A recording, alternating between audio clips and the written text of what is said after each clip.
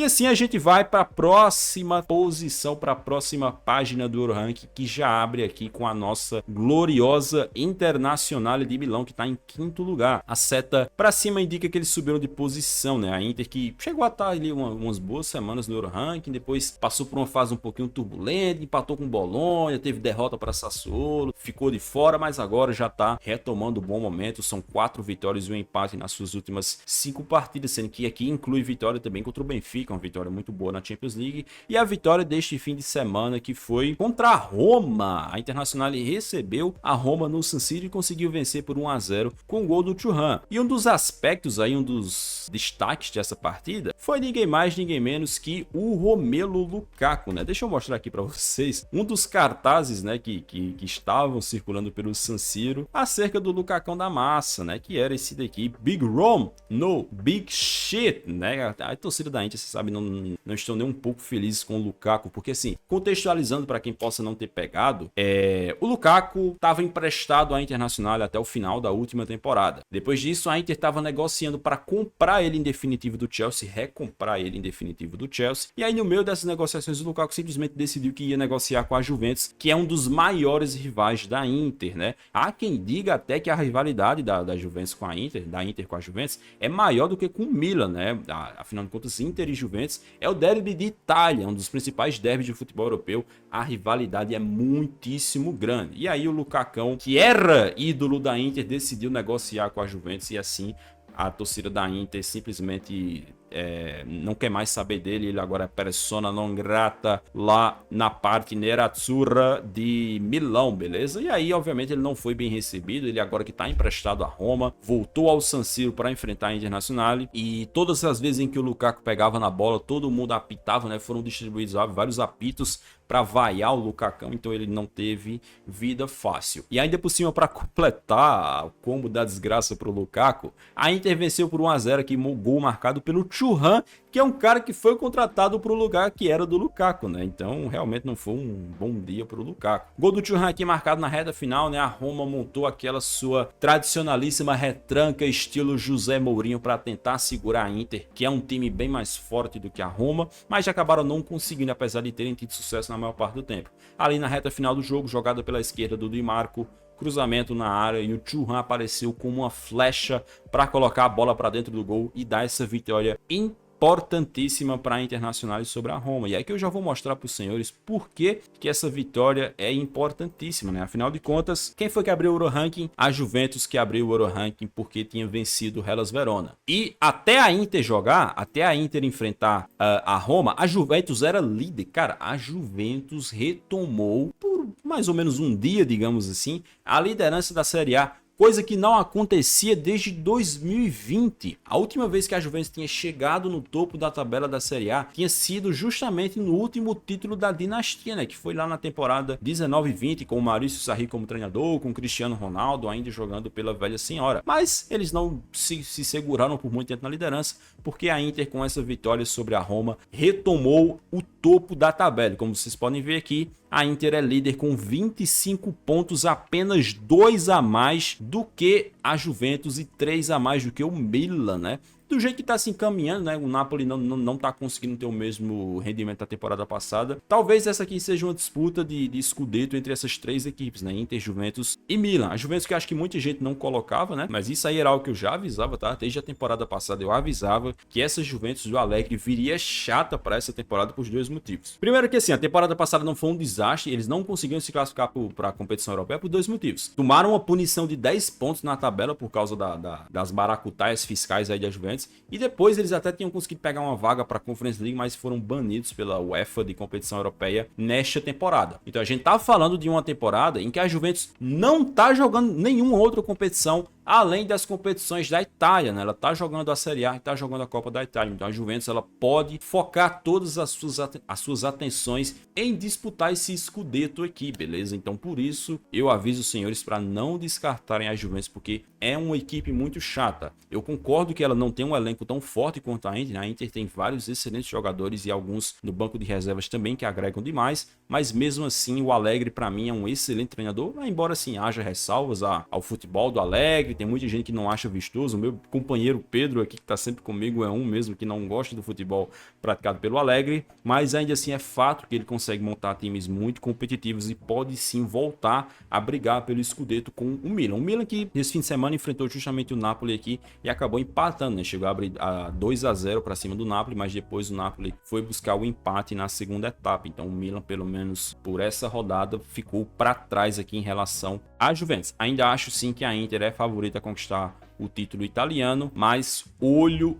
aí nessa disputa que promete ser bem pesada até o final da temporada. Seguindo aqui então, quarta posição do Euroranking, ele que retornou, o Totão da Massa, que já tá virando figurinha carimbada, quem iria imaginar, nesta temporada, né? O Tottenham, que no Euroranking da semana passada ele não apareceu porque o que é que acontece? A gente fecha o Euroranking no domingo à noite, mas o Tottenham na semana passada ele jogou na segunda-feira. Então, como ele não tinha jogado até o fechamento do Euroranking, não tinha como a gente colocar ele no ranking. Mas depois ele jogou na segunda, venceu o Fulham e jogou na sexta-feira, né, nessa rodada de fim de semana, e venceu o Crystal Palace. E por isso o Tottenham está aqui de volta ao Euroranking. Fase espetacular do Tottenham, como vocês podem ver aqui nas últimas 5 partidas, é um empate e 4 vitórias, beleza? O Tottenham, então, que venceu o Crystal Palace, como eu falei para os senhores. Tá aqui na tela, então, o resultado da partida. O Tottenham visitou o Crystal Palace, que assim,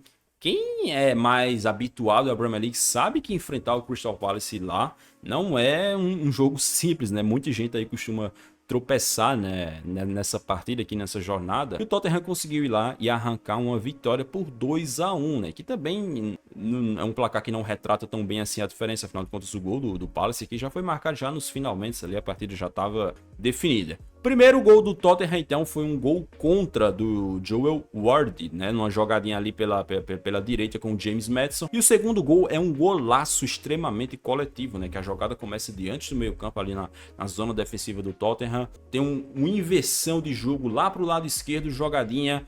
O Maddison passa a bola pro Johnson, o Johnson cruza pro Son, que tá jogando demais como centroavante, tá tendo uma fase espetacular ali, jogando centralizado no ataque do Totão da Massa, e ele empurrou a bola pro gol, fez o 2-0. Depois o Jordan Ayew, que é um jogador que eu tenho a sensação que joga na Premier League desde que ela foi fundada, é incrível, cara. Acho que eu não tenho lembrança de futebol inglês sem o Jordan Ayew. Também tem o irmão dele, que eu nem sei se o irmão dele ainda joga, inclusive os dois são filhos do Abedi Pelé, mas desde então o Jordan Ayew tá jogando aqui na Premier League, de vez em quando tá ali guardando seus golzinhos, mas nesse caso aqui não foi suficiente para impedir mais uma vitória do Tottenham, cara. E aqui eu quero destacar duas coisas. Primeiro, a fase espetacular do James Maddison, né, que é um dos destaques dessa equipe. Talvez, cara, assim, acho que ainda não paramos para pensar sobre isso, mas a gente já tá na 10ª rodada da Premier League, né? Já estamos chegando praticamente ali no primeiro terço, na conclusão do primeiro terço da competição. E acho que dá para dizer que o Maddison é um dos melhores, talvez o melhor jogador dessa Premier League até então, né? E como vocês podem ver aqui pelo dado, nenhum outro jogador criou mais oportunidades do que ele na Premier League. Maddison é o primeiro jogador a criar 30 chances nesta temporada no campeonato inglês, né? Então são 30 vezes em que o Maddison deixou um companheiro em condições de finalizar a gol em apenas 10 rodadas. Cara, você criar 30 chances de gol em 10 rodadas é muitíssima coisa. Então, olho aí no Maddison, que pode sim ser o craque dessa Premier League até aqui. E outro, obviamente, além do Maddison, que merece todos os destaques, é o Son Heung-min, né? Que na temporada passada o Son não fez uma boa temporada, né? Quem aí vai lembrar, o Tottenham, na verdade o Tottenham de maneira geral não fez uma boa temporada. Foi uma temporada bem ruim. Acho que só o Harry Kane conseguiu se salvar. E dessa vez o Son tá retomando aí a sua qualidade, a qualidade que a gente sabe que ele tem. É um cara que já foi artilheiro de Premier League, é um dos maiores artilheiros da história do Tottenham. Então qualidade não falta a ele. Já são 8 gols do Son em 10 partidas na Premier League nessa temporada, né? Quem vai lembrar aí do comecinho da temporada, o Ange Postecoglou estava utilizando o Richarlison como centroavante e o Son ali mais como segundo atacante pela esquerda, que era a posição que ele atuava ali junto com o Harry Kane. Mas aí como o Richarlison não estava correspondendo, ele puxou o Son para jogar centralizado e desde então o sul-coreano está simplesmente voando e é o artilheiro do Tottenham nesta temporada. Obviamente, o principal destaque da equipe, né, o cara que mais merece reconhecimento, pelo menos por enquanto, é o coletivo, que é o coletivo montado pelo Ange Postecoglou, treinador australiano que assumiu o Tottenham nesta temporada e já está simplesmente voando, né? Aqui, os números do Tottenham nesta edição da Premier League, em que eles são líderes: 10 jogos, 8 vitórias, 2 empates. O Tottenham ainda não perdeu, é uma das equipes que está invicta nessa edição do Campeonato Inglês. 86% de aproveitamento, 22 gols marcados, 9 gols sofridos, 5.4 chutes para marcar gol, 9.6 chutes para sofrer gol, cara. Precisam chutar muito no gol do Tottenham para conseguirem marcar. E acho que um dos motivos disso é o Vicário, né, que é um Guilherme Vicário, um goleiro que chegou para substituir o Lloris, que é, acho que dá para ser considerado uma lenda do Tottenham, um cara que esteve no gol do Tottenham por um longo tempo, saiu nessa temporada, o Vicário chegou para substituir ele e não está sentindo a pressão de maneira nenhuma, né? Com essa vitória, o Tottenham se manteve na liderança da Premier League e aqui eu quero trazer uma curiosidade bem interessante antes da gente partir para o próximo colocado no Euro Ranking, que é aqui técnicos que foram campeões da Premier League na primeira temporada, né? Como pode acontecer aí com o Big Ange. José Mourinho, 2004-2005, primeira temporada dele comandando o Chelsea, naquele início de projeto rico do Roman Abramovich. O José Mourinho conseguiu papar a Premier League, inclusive uma das melhores campanhas da história da Premier League. Essa campanha aqui tem a melhor defesa da história da Premier League. Depois tivemos o Carlo Ancelotti, que também foi com o Chelsea, comandando ali na temporada 2009-2010. Manuel Pellegrini, 13-14, comandando o Manchester City. E o mais recente, né, Antônio Conte, 16-17, comandando de novo. Incrível, cara, o Chelsea. Dos 4 treinadores que ganharam na temporada de estreia, 3 foram com o Chelsea. A coincidência, o Chelsea é um clube de Londres, Tottenham também é de Londres. Então, fica aí, né, a curiosidade, fica aí a coincidência, que pode ser que o homem, o brabo Big Ange, cara, eu já tô aqui pensando, mano, o que vai ser do futebol, o que vai acontecer se o Tottenham ganhar essa Premier League, ganhar uma Premier League competindo contra esse Manchester City do Guardiola, contra o excepcional time do Arsenal do Arteta, contra o Liverpool do Klopp, com o Ange Postecoglou, um treinador australiano que nem tava nas principais ligas de Europa, ele tava treinando o Celtic lá do escocesão. Cara, eu vou te falar, seria uma das histórias mais impressionantes desta temporada. Então vamos ficar aí de olho, porque pode ser sim que aconteça com toda certeza. Seguimos aqui então, terceira posição no ranking. Aqui foi onde tivemos a ascensão do Real Madrid, que teve um dos principais jogos deste fim de semana, né? Como vocês podem ver aqui, a fase é muitíssimo boa. O Real Madrid, cara, para assistir uma noção, eu já vou aqui colocar o resultado da partida, né? Afinal de contas é o clássico, né? Simplesmente o maior jogo do futebol europeu. O Real Madrid foi visitar o Barcelona, né? Jogo no Estádio Olímpico ali, afinal de contas o Barcelona não está podendo utilizar o Camp Nou, e o Real Madrid conseguiu uma vitória colossal para cima do Barcelona na 11ª rodada de La Liga. E como eu estava falando, a fase do Real Madrid nessa temporada é tão impressionante e ao mesmo tempo estranha, porque eles só não venceram 2 jogos. De todos os jogos do Real Madrid na temporada, eles só não venceram 2, que foi a derrota contra o Atlético de Madrid no Civitas Metropolitano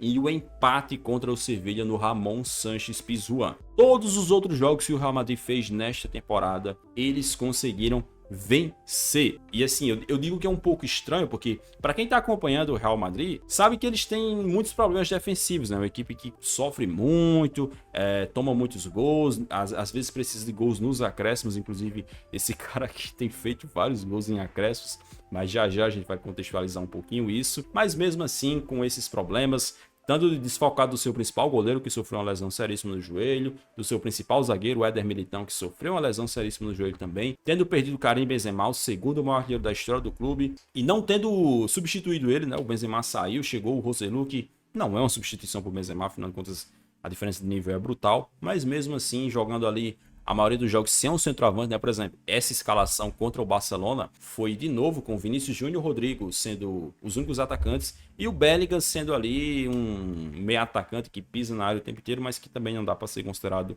centroavante e nem falso 9. Eu vejo algumas pessoas aí às vezes falarem que o Bellingham é falso 9. Não acho que o Bellingham tá jogando falso 9, não. Ele tá jogando como meio atacante que aparece ali de vez em quando na área para guardar os seus golzinhos. Falando agora mais especificamente sobre o jogo, o Barcelona conseguiu sair na frente com um gol marcado por ele. E o Kai Gundogan, cara, que não é nenhuma surpresa o Gundogan marcando em jogo grande, né? Como vocês podem ver aqui destacado na tela, o Gundogan jogou no Borussia Dortmund e marcou o gol no Derby Classic contra o Bayern de Munique. Jogou no Manchester City e marcou o gol no Derby de Manchester contra o Manchester United. E agora que ele tá no Barcelona não foi diferente, né? Ele já marcou o gol no principal clássico do Barcelona, que é contra o Real Madrid. Um gol assim que saiu do meio do combo de erros ali da defesa do Real Madrid, né?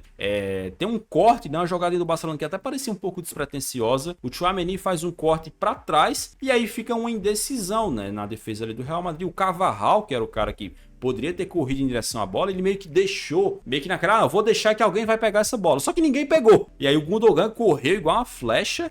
O Alaba até tentou tirar, mas deu um carrinho bem meia bomba, bem ruinzinho um carrinho do Alaba. E o Gundogan assim conseguiu ficar cara a cara com o goleiro e tirar com muita categoria do Kepa, abrindo assim o placar. E assim, cara, não foi surpreendente essa abertura do placar por parte do Barcelona, porque o Barcelona, para mim, jogou muito melhor no primeiro tempo e até em parte da segunda etapa do que o Real Madrid, né? Para quem acompanha o jogo, sabe que o Real Madrid fez um primeiro tempo bem ruim. Acho que ninguém do Real Madrid estava conseguindo aparecer ali na parte ofensiva. Vinícius Júnior mal, Rodrigo mal, Bellingham mal também. Então, de maneira geral, foi um jogo bem ruim do Real Madrid, até a reta final ali, que já a gente vai entrar nessa parte. E o Barcelona até poderia ter feito 2-0 ainda na primeira etapa, que tem uma jogada, cara, e putz, foi uma mancada bem grande ali do gurizinho Fermin Lopes, que tá jogando muito bem, tá? Vale os elogios ao desempenho dele. Mas basicamente assim, o Real Madrid tá fazendo a saída de bola, o Gavi chegou, bateu a carteira do Toni Kroos, a bola ficou com o Fermin Lopes, ele abre pro chute, tem o gol todo aberto, e assim, o Kepa tava bem mal posicionado, porque aqui tá o gol, o Kepa tava aqui, basicamente, e deixou esse lado completamente aberto. Só que o Fermin Lopes, eu não sei se ele não olhou, não levantou a cabeça para olhar, mas ele chutou no lado onde o Kepa tava e a bola acabou pegando na trave. Se ele vê que o Kepa deixou esse lado aqui do gol totalmente aberto, era só finalizar ali e sair pro abraço, mas ele acabou perdendo o gol. E na segunda etapa ainda teve mais uma bola na trave do Barcelona, como eu falei, o Real Madrid ainda voltou mal pro segundo tempo e o Barcelona quase fez o 2-0 numa cabeçada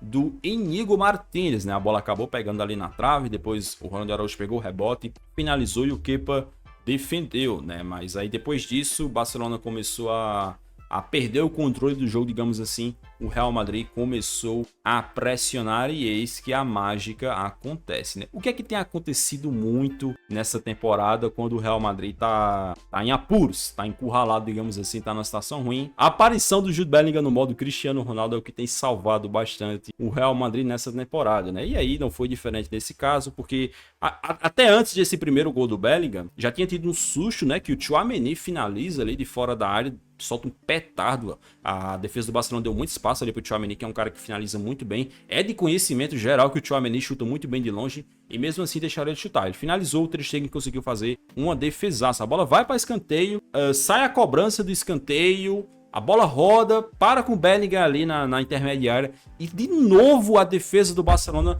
dá um latifúndio, dá um espaço gigantesco pro Bellingham finalizar. E aí o Bellingham solta o pé, solta o petardo, chutaço.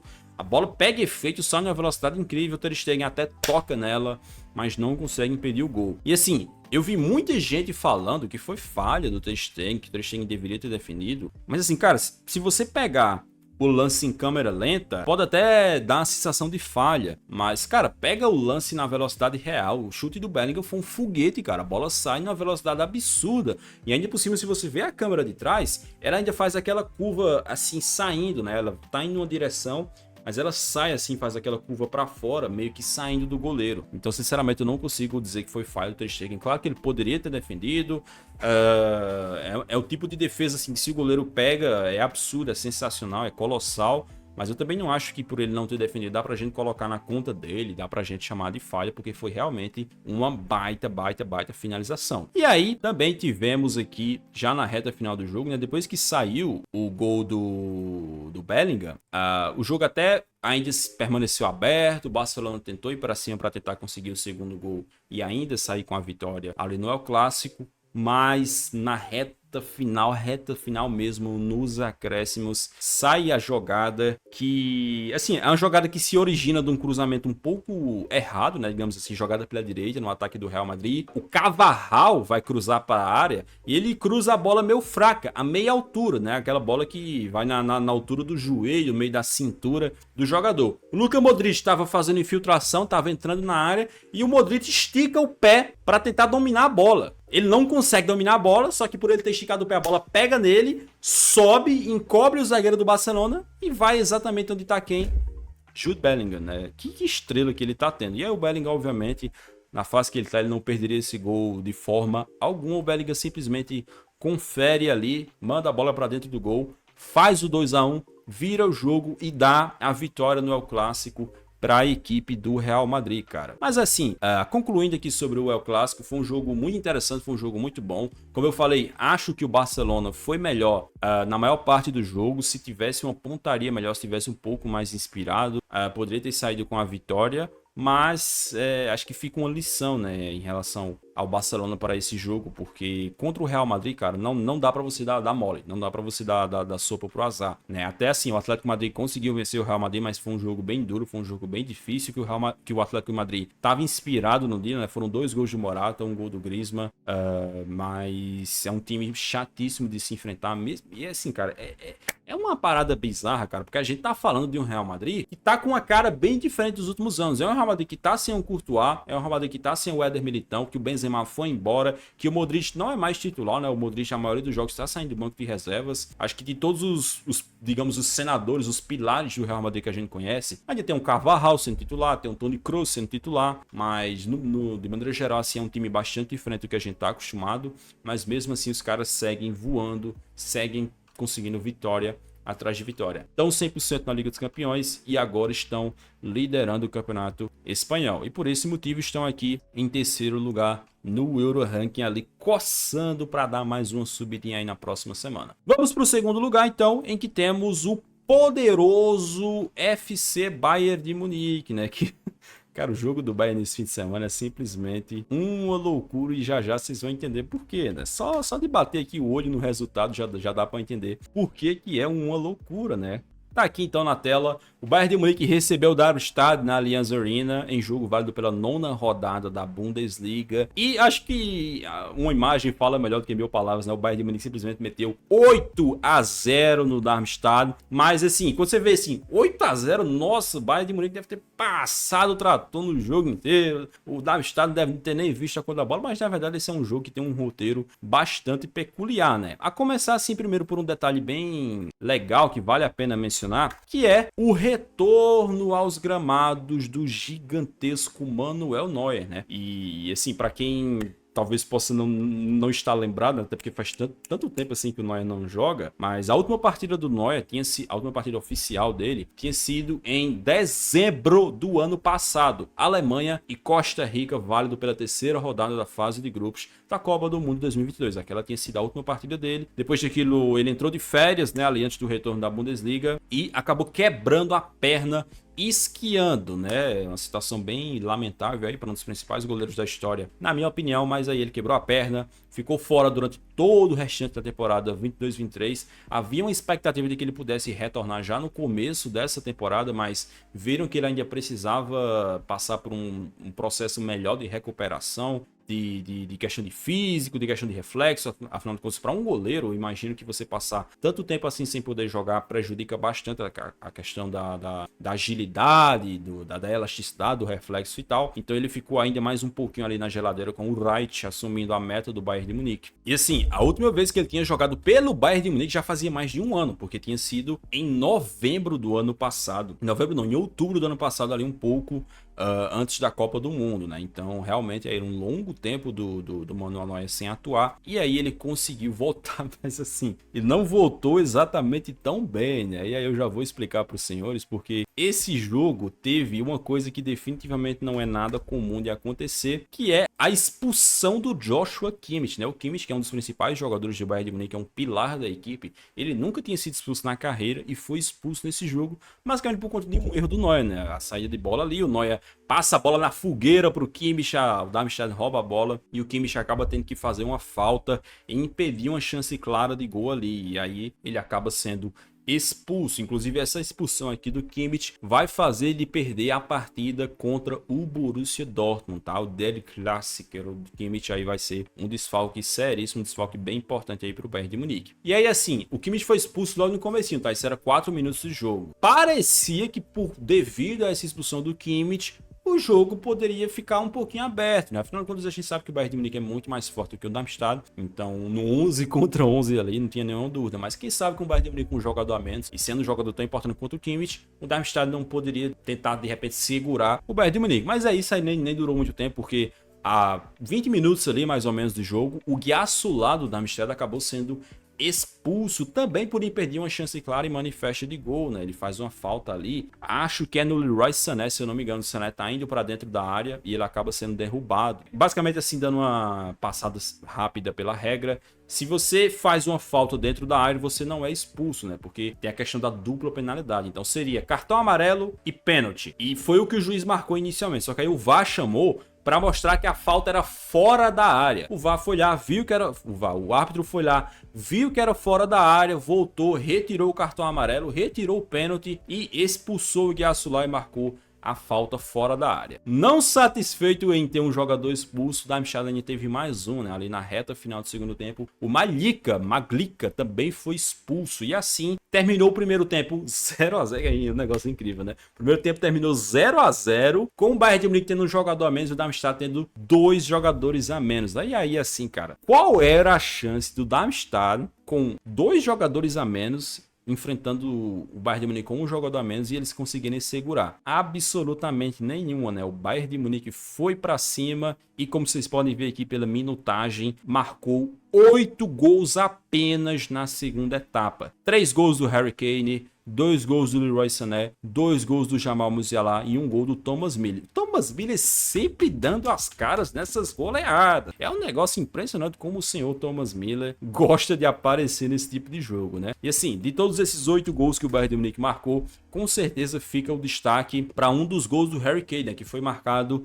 diante do meio-campo, né? Você tá vendo aqui o goleirão do Darmstadt completamente perdidinho no pagode, aqui completamente fora do gol. O Harry Kane viu e pensou, é daqui mesmo, e ele chutou diante do meio-campo. E assim, cara, o Harry Kane a gente sabe que é um craque de bola, é muito bom jogador, e essa finalização dele foi simplesmente perfeita, porque a bola vai exatamente no centro do gol. Então fica aí a mensagem, fica aí o recado para os outros, não pode dar mole com o Harry Kane, porque senão é pimba, filho, ele não perdoa. O Harry Kane marcou 3 gols e aproveitou muitíssimo bem do desfalque do Guirassy, né? Porque o Serhou Guirassy do Stuttgart, aquele cara guineense que tá voando, que tá com 14 gols, é o artilheiro das principais ligas europeias, tá machucado, não jogou nesse final de semana, inclusive sem ele o Stuttgart acabou sendo derrotado.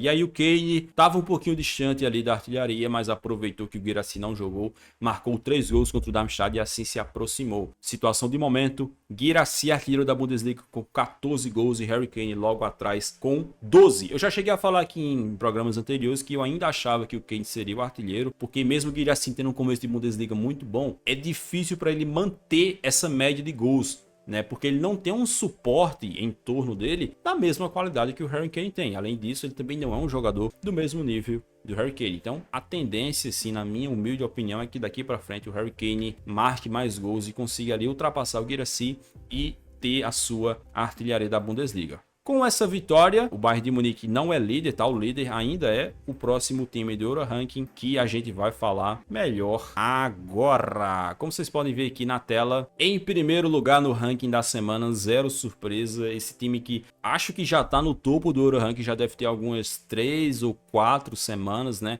Eu lembro que o Manchester City chegou a dominar ali um pouquinho, mas depois que o City caiu, o Bayer Leverkusen assumiu o topo e simplesmente não quer mais largar. Vocês podem ver aqui, nos últimos 5, tá o ícone da igualdade, né, indicando que ele não mudou a posição em relação ao último ranking. Nos últimos 5 jogos são 5 vitórias, mas ao todo são 8 vitórias consecutivas do Bayer Leverkusen. Neste fim de semana, o Bayer Leverkusen recebeu o Freiburg e acabou vencendo mais um aí por 2-1.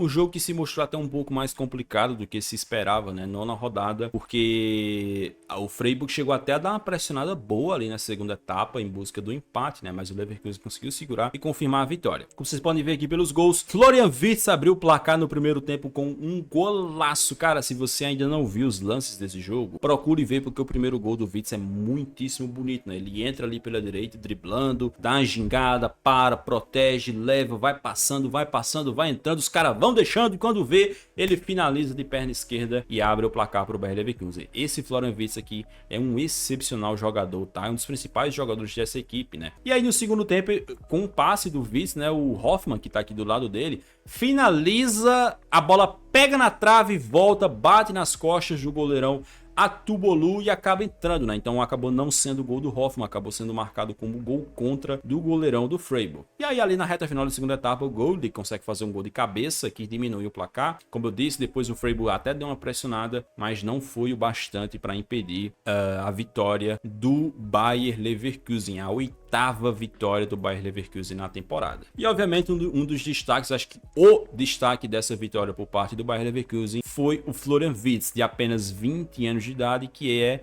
o líder em assistências e o vice-líder em participações em gols do Leverkusen nesta temporada. Números dele na tela: 13 jogos, 5 gols, 8 passes para gols, apenas 68 minutos para participar de um gol, 35 passes decisivos. E assim, para quem não conhece, essa estatística aqui, passe decisivo, é quando você dá um passe para um jogador finalizar. Então são 35 passes em que o Florian Wirtz deixou um companheiro ali para finalizar gol. 21 finalizações, sendo 15 na direção do gol, 29 dribles corretos e uma nota média ali no SofaScore de 7.75. É uma temporada excepcional do Florian Wirtz. E sim, uma coisa que me salta os olhos nessa equipe do Bayer Leverkusen do Xabi Alonso é que ela tem muitos destaques, né? E os caras vão se alternando. Então, tem semana que o destaque é o Frimpong, tem semana que é o Alex Grimaldo, tem semana que é o Hoffmann, que é um cara que tá jogando muito bem nessa temporada. Tem semana que é o Bonifácio, né, o centroavante, que também, primeira temporada dele na equipe, já tá voando. E obviamente, como nessa semana, o Florian Wirtz também é um dos grandes nomes dessa equipe. É um time com vários excelentes jogadores, é um time que tá voando, tá jogando muita bola e tem números simplesmente sobrenaturais aqui que eu vou mostrar para os senhores neste momento. Temporada 2023-2024 do Bayer Leverkusen na tela, começando aqui a partir de 12 de agosto, né? Partida válida pela Pokal, né? Uma das primeiras fases ali da Copa da Alemanha. Eles venceram o Teutonia Utensen por 8-0. Depois disso, vitórias contra Leipzig, Mönchengladbach, Darmstadt, esse aqui é um amistoso, já não conta. Depois tem o empate contra o Bayern de Munique, né? Que assim, você visitar o Bayern na Allianz Arena, empatar não é um resultado ruim de jeito nenhum. Depois, vitória contra o Hacken na Europa League, Heidenheim, mais na Bundesliga de novo, Molde na Europa League, Colônia na Bundesliga, Wolfsburg na Bundesliga, de novo a Europa League aqui eles venceram Karabag e o resultado do final de semana, vitória na Bundesliga contra o Freiburg. O Bayer Leverkusen tem 12 jogos nessa temporada, 11 vitórias e apenas um empate que foi contra o Bayern de Munique. É uma temporada simplesmente brutal do time treinado pelo Xabi Alonso, que assim, é muito surpreendente, cara. Tipo assim, o Xabi Alonso ele melhorou bastante a equipe na temporada passada, mas ainda assim eu fico muito surpreso, cara, porque acho que ninguém esperava que eles iriam estar simplesmente passando o trator por cima de todo mundo nessa temporada. Tabela aqui do Bayer Leverkusen: 9 jogos, 8 vitórias e um empate na Bundesliga. Líder com 25 pontos, apenas 2. Cara, é incrível, cara, como é difícil você impedir essa dinastia do Bayern de Munique, cara, porque olha a temporada que o Bayer Leverkusen está fazendo. Eles estão simplesmente passando por cima de todo mundo e mesmo assim estão apenas com 2 pontos de vantagem em relação ao poderoso Bayern de Munique, né? Por isso que eu digo assim, cara, o Leverkusen está fazendo uma temporada muito boa, é um timaço, é muitíssimo bem treinado pelo Xabi Alonso, mas ainda assim, eu ainda acho que o Bayern de Munique é favorito para o título da Bundesliga, porque é um time insuportável, um time simplesmente muito chato. Mas acredito que realmente o único que vai estar na disputa ali com o Bayern de Munique é o Leverkusen. Acho que o Stuttgart está fazendo uma temporada muito boa, mas acho que não tem gás para isso. O Borussia Dortmund, que acabou empatando contra o Eintracht Frankfurt, também acho que não tem gás para está nessa disputa a temporada inteira. E o Leipzig acabou dando uma quedinha, né? Começou a temporada muito bem, mas depois teve uma quedinha de rendimento ali. Tá muito bonito, tá muito maravilhoso de ver esse time jogar. Infelizmente eles não estão na Champions League, né? Porque não conseguiram se classificar na temporada passada. Se tivessem na Champions, quem sabe não poderiam fazer uma boa campanha ali. De repente, umas quartas de final, quem sabe. Mas na Bundesliga estão fazendo história. Devem estar no mata-mata da Europa League muitíssimo bem. Devem ser um dos favoritos a conquistar a Europa League. E vamos continuar aí acompanhando de perto essa temporada épica do Bayer Leverkusen e do Xabi Alonso, que aqui se mantém em primeiro lugar do Euro Ranking.